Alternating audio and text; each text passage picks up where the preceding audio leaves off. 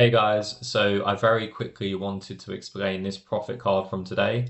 This was 23% on Sci-Hub and it was in 23 hours. Now, interestingly, this is the second time that I've successfully DLMM'd this coin, and the first profit card was 15%.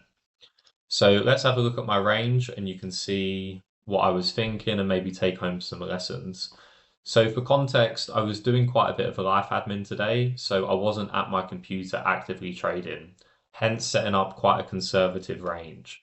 Secondly, there was a really hot maths science narrative that was popping off in the market, and I felt like that narrative was coming to an end.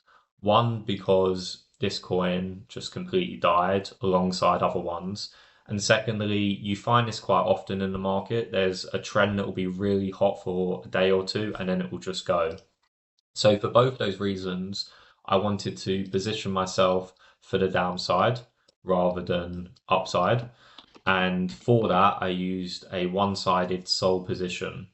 Now, one of the questions that I had was, why is my upper range here? Why is my upper range not where I actually entered the price?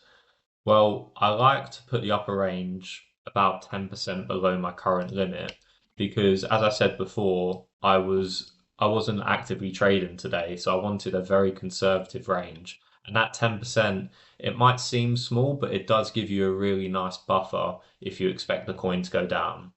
However, more importantly, when I look at this graph, what areas do I care about? Well, I'm giving up this range here. Do I really care about that?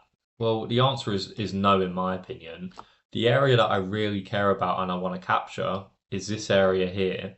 Look, this was where the action was. This was where the coin completely changed and we had a massive green candle.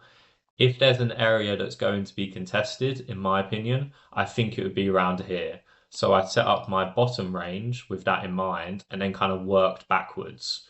I don't care if my upper range ends up being here, here, here, here. It doesn't matter to me.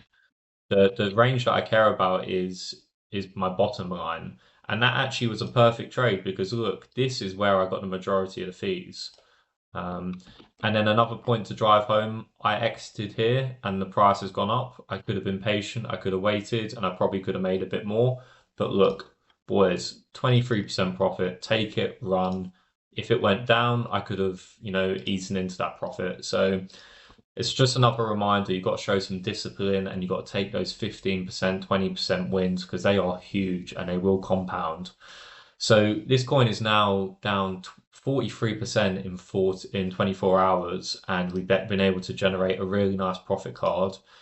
Have a look at this range now, and yeah, tell me what position would you put on if I go for third time lucky? Would you go upside, downside, two-sided bid? This is the beauty of the LMM. There's so many different strategies that you can use. But anyway, I hope that's been useful, and I hope there's a few lessons that you can take home.